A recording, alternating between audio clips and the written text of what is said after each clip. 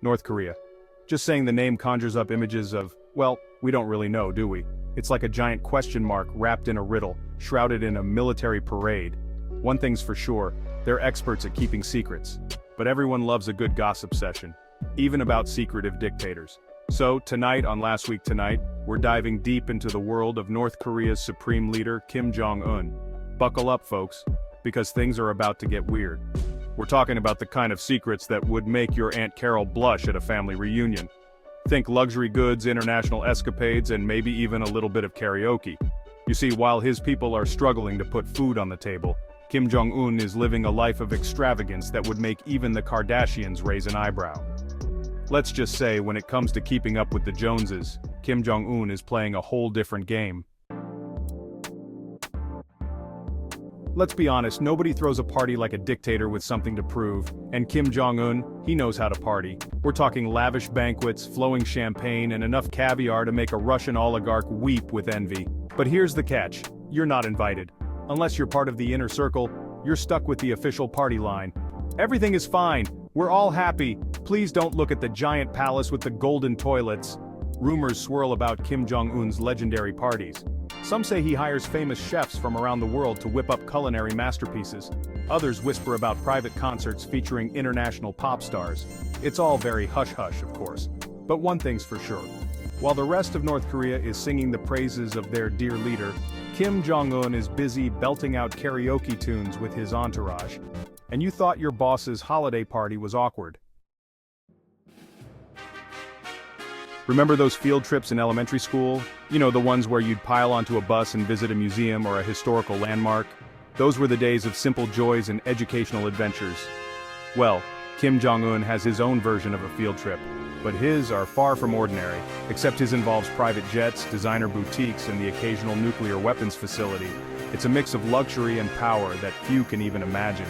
See, Kim Jong-un loves to travel, but his travel plans are not your typical tourist destinations. Not to like boring places with history and culture.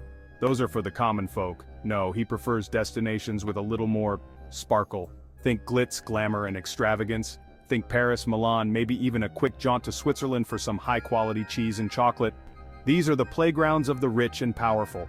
Of course, these trips are never officially acknowledged. They remain shrouded in secrecy. As far as the North Korean people know, their dear leader is hard at work, tirelessly serving the nation. The reality, however, is quite different. But let's be real, even dictators need a vacation. And Kim's vacations are nothing short of lavish. And when you're Kim Jong-un, that vacation involves a lot of shopping. We're talking about splurging on the finest things money can buy. We're talking designer clothes, luxury cars, and enough electronics to make Best Buy jealous. His shopping sprees are legendary. It's like a scene out of Confessions of a Shopaholic, but with a lot more military hardware thrown in for good measure.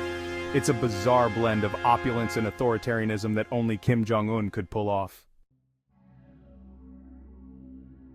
You know how people say home is where the heart is? Well, for Kim Jong-un, home is apparently wherever he can build a luxurious underground bunker, and boy does he love his bunkers.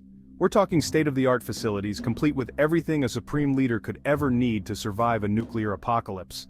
Think gourmet kitchens, swimming pools, maybe even a bowling alley or two. It's basically like a five-star hotel but with slightly better security. And why so many bunkers, you ask?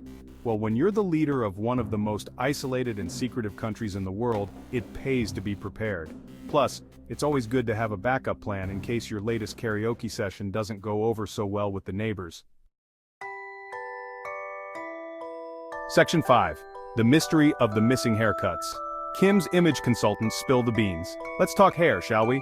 Specifically, Kim Jong-un's hair. It's not just any hairstyle, it's a statement, a symbol of power and authority. It's a work of art, a triumph of styling, well, you get the idea. Each strand meticulously placed, each angle carefully considered. But have you ever wondered who's responsible for maintaining that iconic do? It's not just any barber who can handle such a task. Rumor has it that Kim Jong-un has a team of highly trained image consultants on call 24/7. These experts are the best in the business, hand-picked for their skills and discretion. These are the unsung heroes of the regime, the people who make sure the supreme leader always looks his best, even after a long night of karaoke and international diplomacy. Their work is never done, always on standby for any hair emergency. They're sworn to secrecy, of course. Their loyalty is as unbreakable as their styling skills. But every now and then, a juicy tidbit leaks out. These little snippets give us a glimpse into the high-stakes world of Kim's hair maintenance, like the time Kim Jong-un allegedly flew in a team of barbers from Italy just to trim his sideburns. Yes, you heard that right, from Italy. Or the rumor that he uses a special blend of imported hair products made with unicorn tears and the sweat of his enemies.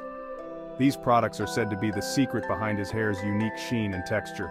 Okay, maybe that last one is a bit of an exaggeration, but it does highlight the lengths to which his team will go to ensure perfection. But you get the point. The dedication and effort put into maintaining his image are unparalleled. When it comes to his image, Kim Jong-un spares no expense. The budget for his hair alone could probably fund a small country. After all, you can't put a price on good hair. It's not just about looking good, it's about projecting power, confidence, and control. Section 6. Keeping up with the Kim's reality TV, North Korean style. Imagine, if you will, a reality TV show unlike any other. Forget the Kardashians, forget Real Housewives. This, my friends, is Keeping Up with the Kim's Pyongyang edition. We'd follow the daily lives of Kim Jong-un, his wife Ri Sol-ju, and their adorable children, whose names, like most things in North Korea, are a closely guarded secret. We'd see Kim Jong-un grappling with the pressures of being supreme leader, like deciding whether to invade South Korea or just order takeout. We'd watch Ri Sol-ju navigate the treacherous waters of Pyongyang fashion, all while raising her children with good socialist values. Think Modern Family meets House of Cards, but with more nuclear weapons and fewer laughs. Of course, this show will never see the light of day. But hey, a guy can dream, can't he? Section 7. Dear leader, we need to talk about your wine cellar. Kim Jong-un loves his wine. We're talking about a collection so vast, so expensive, it would make Bacchus himself blush. It's the kind of cellar that dreams are made of, filled with rare vintages and bottles worth more than a small island nation. There are rumors of secret shipments arriving from France under the cover of night, of entire vineyards in Italy dedicated solely to producing wine for the supreme leader's discerning palate. It's said that he employs a team of sommeliers who do nothing but taste test potential additions to his collection. Meanwhile, back in reality, most North Koreans can only dream of such extravagance. But hey, at least they have their dear leader's impeccable taste in wine to aspire to, right? Cheers to that. Section 8. The Price of Secrecy, Life Outside the Pyongyang Bubble. Behind the curtain of secrecy, beyond the walls of the palace, lies a different North Korea. This is the North Korea that Kim Jong-un doesn't want you to see. A land where life is a daily struggle for millions. While Kim Jong-un indulges in his lavish lifestyle, his people face poverty, food shortages, and a complete lack of basic freedoms. They live in a constant state of fear, knowing that any wrong word, any perceived slight against the regime, could have dire consequences. The contrast between Kim Jong-un's opulent existence and the harsh realities faced by ordinary North Koreans is stark and deeply unsettling. It's a reminder that behind the propaganda, behind the carefully constructed facade, lies a human cost to this regime's obsession with secrecy and control. Section 9. The world is watching, and probably laughing a little. Kim Jong-un might be a master of keeping secrets from his own people, but he can't hide everything from the rest of the world. His regime is shrouded in mystery, but the global community has its ways of peeking behind the curtain. The internet, as they say, remembers. Every action, every public appearance, every slip-up is documented and scrutinized, and the world is watching, often with a mixture of amusement and concern. The reactions are varied, from laughter to serious discussions about the implications of his actions. We see the satellite images of his opulent palaces, sprawling estates that stand in stark contrast to the poverty experienced by many of his citizens. We hear the whispers of his extravagant shopping sprees, tales of luxury goods and designer brands that seem almost surreal, and we marvel at the sheer audacity of his haircut, a symbol of his unique and often bizarre public persona. We laugh at the absurdity of it all, the strange and often comical elements that make up his public image. But we also recognize the tragedy. The laughter is tinged with sadness, knowing the harsh realities that lie beneath the surface. Because behind the jokes, behind the memes, lies a sobering reality. The humor masks a deeper, more troubling truth.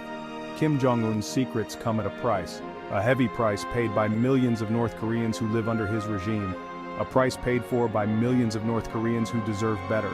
They live in a world of propaganda and control, their lives dictated by the whims of a single man. So the next time you see a picture of Kim Jong-un riding a unicorn or chilling with Dennis Rodman, remember that these images are part of a carefully crafted narrative. Remember that there's more to the story than meets the eye. Behind the bizarre and the humorous lies a reality that is far from funny. There's a whole country hidden behind that carefully crafted facade, a country that is often forgotten in the midst of the spectacle.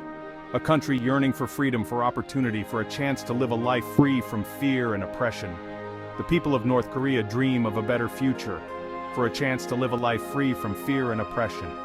They hope for a day when they can break free from the chains that bind them, and that, my friends, is no laughing matter. It's a serious issue that deserves our attention and our empathy.